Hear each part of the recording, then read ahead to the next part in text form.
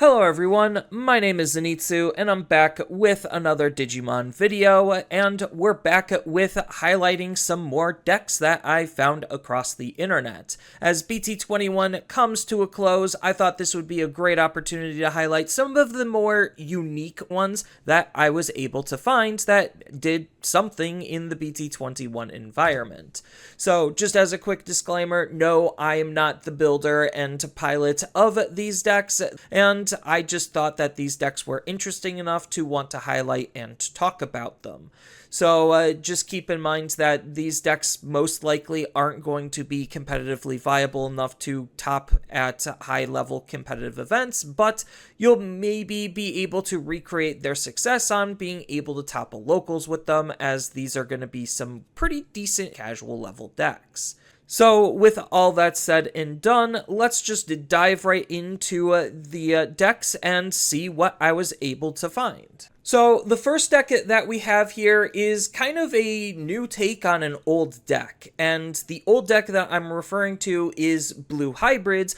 more specifically the BT7 variant on how we were approaching the deck all the way back then. What we're doing now with the deck is not only do we just have more blue hybrid cards to interact with the type of mechanic that we're trying to double down on, but the fact that we also have a trait that we can have good synergy with to further enhance what the core gameplay is. And if anyone's unfamiliar with what that core gameplay is, it's simply just source stripping the deck. So you're trying to remove the opponent's Digivolution sources off of their Digimon and make their Digimon as useless as humanly possible. And we have tons of ways to be able to achieve this, but it seems like the big focus on this deck is mostly just trying to utilize the old BT7 Tommy to be able to have good ways to source strip and use as a key hybrid to Digivolve up into our Digimon with and gain access at that when attacking ability to stop their Digimon with no Digivolution sources from being able to attack or block.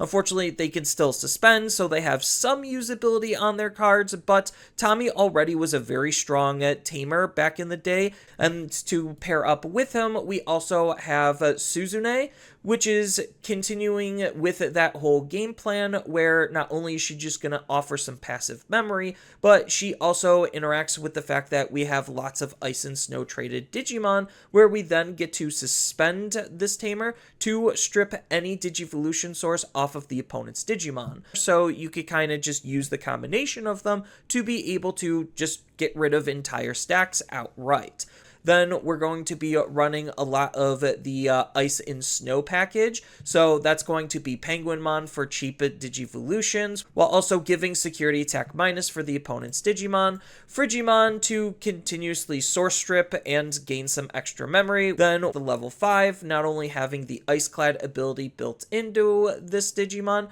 the fact that it's continuously trashing the opponent's inheritables, while also being able to stop their when Digivolving effects from happening on the particular Digimon that we're trying to stun. And then security attack and piercing is nothing to scoff at for it being within traits and the opponent having no Digimon with Digivolution sources, which should be relatively easy to achieve. Then we're also going to be coupling that with the blue hybrid package that we got. So we're going to be running the new Kumamon for, again, more source stripping and the inheritable to be able to play out our tamers so we can kind of maintain our tamer flow and have constant pressure. Then we also have the Korikakumon that has jamming and gives jamming, so it pairs really nicely with the Kumamon for more obvious synergies, and we still can leverage the old Korikakumon to be able to try to continuously stun lock the opponent's Digimon as well. Then we have Daipenmon, which is going to act as some decent removal. It acts as a good warp point, so we could try to get up into our high stage Digimon as quickly as possible, and helps with our Digimon's DP, so that way we could hit specific DP thresholds. Then when it comes to the Megas to top both of those lines off, the main star of the deck is going to be the red-blue Ancient, which is pretty okay because it applies like a floodgate style effect to keep the opponent's Digimon with no Digivolution sources from suspending. But the big appeal for this card, not only can we use it for the Digicross to be able to hard play him pretty easily, but the fact that we also get his all turns ability, which is basically replacing himself with another level 4 or lower Digimon that's going to be in the Ice and Snow trait or hybrid. So it gives us access to both of the lines that we're going to be playing and interacting with. And to kind of just round things out, we're still also running Scoutymon because this is just a really solid card in of itself, because it's allowing us to kind of flood the field a little bit and rewards us for keeping the opponent's Digimon stunned with no Digivolution sources. Then it just allows us to kind of do some wonky things with alternative ways to remove the opponent's Digimon. We could use this on our Digimon, or we could do it on the opponent's Digimon, so it really can help get us out of some sticky situations. Just to kind of round out the deck, because we're already playing in hybrids, we might as well just run the Ancient Garurumon, being able to return an opponent's Digimon back into their hand, and then we get to basically burn their security. Sure, the security goes into their hand, but for cards being added to either our hand or the opponent's hand is a really easy ability and condition to trigger, especially since we have so many ways to be able to draw cards and add cards into our hand by card effects. Then the on delete ability is going to at least be able to give us our tamers back, so it's a good way to be able to recycle the tamers that we would have already used. That all culminates into the potential of an ace play, so this isn't necessarily a win con, it's just cure for further disruption, because this card's interacting with the fact that the opponent is going to want to have their Digimon have as fewer sources, so this card's effects are going to be stronger, and then it could also just try to help us close out games in a pinch. But that's my understanding of the deck based on the cards and abilities this player elected to use, and I think it looks pretty solid for what it's trying to go for. And the one caveat I do want to point out, and why we don't see a lot of these decks prop up in our current meta environment, is the fact that it does have some pretty bad matchups against a lot of what the top decks are doing, because this deck hinges on trying to interact with the opponent, and if there's nothing that the opponent is giving you to interact with, then you're losing out on a lot of the value on your cards, while the opponent is going to build up to an explosive finish while giving you basically nothing to really work with, and you don't necessarily have enough pressure to apply onto the opponent to allow it to have that great of success. But the fact that it still can have success is a testament to the strength of what these mechanics are doing when they line up. And then this next deck is just as offbeat as the last one in terms of a deck that seems reasonable but people have kind of written off, and this player was actually able to find some success in their iteration on Dynasmon. So if anyone's unfamiliar with what Dynasmon is doing, it's just a classic yellow deck where it's trying to play around with manipulating its own security, put its security into a particular state to then capitalize on that security state that it then wants to maintain.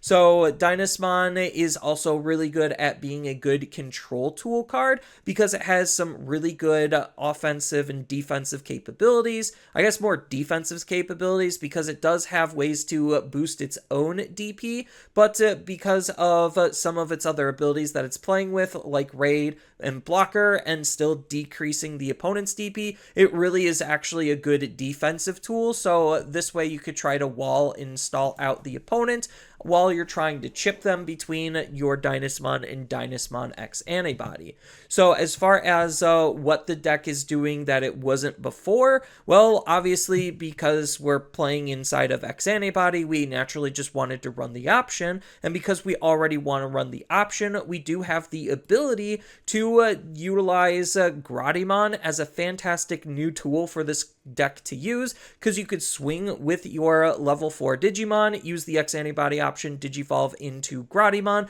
and then gain Groudemon's when Digivolving abilities that triggers mid-attack, so that way we could gain a plus 5,000 DP boost and make our Digimon immune to the opponent's Digimon effects, which is really strong. So this puts Groudemon into a position where he could either ace bait the opponent, or we could just, if we have enough memory, use Groudemon to then Digivolve into a Dynasmon right away with. And what's really extra cool about about the Groudemon is the fact that it also has a good inheritable that synergizes really well with our Dynasmons because it's a redirect ability, so that way we can gain access to blocker and redirect to be able to stop potentially a lot of the opponent's aggression, especially since our Dynasmons are naturally going to try to make themselves really big on either being a 16k blocker or an 18k blocker, depending on which one we use and how we use it. And because this one's also a redirect ability that doesn't require us to suspend ourselves,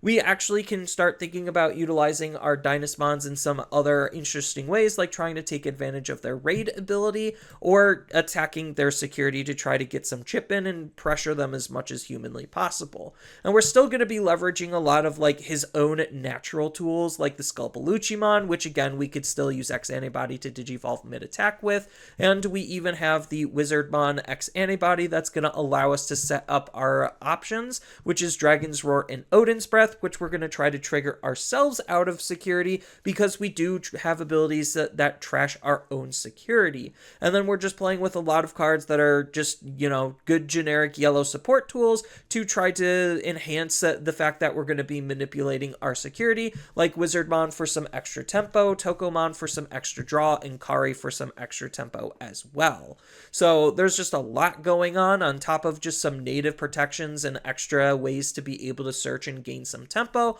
on top of the fact that we actually do have the starter deck 19 Junkmon to be able to give us barrier for even more protective plays to keep our Digimon around as much as humanly possible, which is really neat. And we have just some other generic X Antibody tools like Omnimon X Antibody and Cool Boy to think about, with Medieval Gallantmon kind of just rounding out the offensive and control package on making sure that we have ways to be able to react and respond to the opponent's field in really bad situations, on top of just running the classic yellow option suites of just good generic delayed abilities. So it seems like with all of these moving parts and pieces, this player was able to craft this deck to put it in a really interesting spot to be able to do lots of fun and unique things that the deck really wasn't able to do before, which probably is why it was allowed to excel as well as it did, because it's just making it very hard for the opponent to deal with your Dynasmon, which is at least taking a lot of notes from what some of the top Digimon decks in the game are currently doing. And then the last deck of this video is going to be a fan favorite that really seemed to struggle after he kind of just peaked in BT12 after we got the X Antibody version of him. He has gotten some support, but really hasn't done a whole lot since then, and being able to fit everything in was a little bit on the difficult side, but this player was able to find some success with it, trying to revitalize what Beelzemon can do, because it's still a pretty decent and strong deck when it's enacting its self-milling game plan. So yes, it is a self-milling deck where you're trying to mill yourself out and then utilize a lot of your mill triggers to gain extra value for basically free, on top of being able to set your trash up in a particular state with a number that it wants to be able to utilize a lot of your abilities to their utmost potential. So usually you want to have at least 20 cards in your trash to be able to maximize on a lot of your cards' abilities. But as far as a lot of the new tools and how they're kind of working into the old build, the first one we're going to start with is Bonds of True Love, because this is a option card that allows us to just continuously try to trash our own cards, and when this card is trashed, it has a mill trigger to be able to go into the battlefield, which is really nice because its delay ability triggers at the start of our turn, similarly to the Scrambles, where we just get to play out an Itmon for free, which is really nice. So that way we could try to use this in the early turns to be able to mill out specific cards that we want, pull out the Itmon, and then the Itmon is going to pull out more cards. So the Itmon I'm referring to more specifically is the BT19 one, where we get to play a Tamer from our trash with a play cost of 4 or less. So it's just really good at being able to help set up our Tamers, on top of the fact that it has an inheritable of Retaliation, which just makes it a little bit bit more annoying for the opponent to want to attack into our Digimon, unless they're just going to want to risk deleting their own Digimon or have protections against that. And the new tamer of the deck is actually pretty good for allowing some extra warp potential. So not only is it just helping with some passive memory gain, as long as we have 20 or more cards in our trash, we get to suspend this tamer to have one of our Itmons digivolve into a Beelzemon from our trash or hand, and we get to ignore the Digivolution requirements. Sure, it's a little bit more expensive than some of our other warps, but hey, a warp is a warp, especially if we have enough memory to be able to make our plays, which is really decent, because the idea on how we could utilize this card is play Itmon off of Bonds of True Love. Bonds of True Love can play out Itmon. Itmon can then play out the Iron Mako. And then when we have enough cards in our trash, especially in the mid to late stages of the game, Iron Mako can then use the Itmon that we just played to warp into a Beelzemon. And there's no better Beelzemon to warp off of being played by effects than the Rush Beelzemon, because this card, well, has Rush, so our Digimon can attack as long as we have the memory and it doesn't pass over, because unfortunately this deck doesn't really have a whole lot of then this Digimon can attack at the end of the turn type of abilities, so it's just kind of missing that line of text that's on a lot of modern cards, and what's making a lot of modern cards a lot more stronger than cards that we previously were using like a year ago. But still, the fact that Rush Beelzemon is still a very strong card because it also gives the deck access to de-digivolve on top of still self-milling itself is really, really strong and definitely should not be underrated, especially since the cards that we want to try to set up in our trash is going to be a lot of our options, like our 7th Full Cluster and some of our other cards that we could then pull out later, like the Itmons and whatnot. We also don't care if X Antibody goes into our trash as well, because we're still playing with Balmon X to be able to retrieve those cards, and we also still have Itmon X to be able to retrieve whatever we need. So our trash is essentially still a second hand, while still trying to build up our big power stack on being able to turbo mill, because we have everything that the deck was already doing. So it's just the combination of all of these new parts and pieces working in tandem with the old parts and pieces that's really making the deck super threatening, on top of the fact that this is one of the few decks that actually has room and is running lots of security threats, so that way you could try to leverage the RNG of your security being able to save you out of bad situations, which is something that definitely shouldn't be underestimated, especially since the average security in our current environment is usually pretty weak. This deck could leverage some other generic purple options, but because it's already trying so hard with utilizing all of the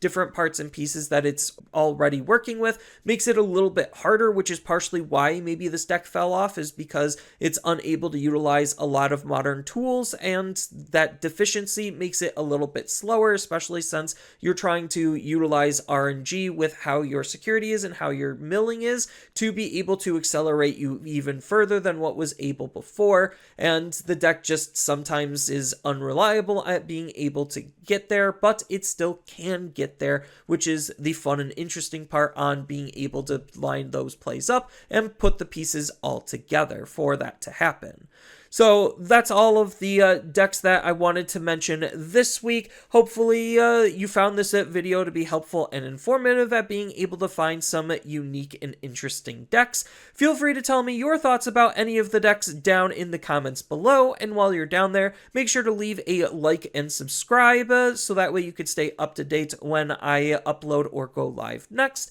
And with that, I hope to see everyone in the next video. Later.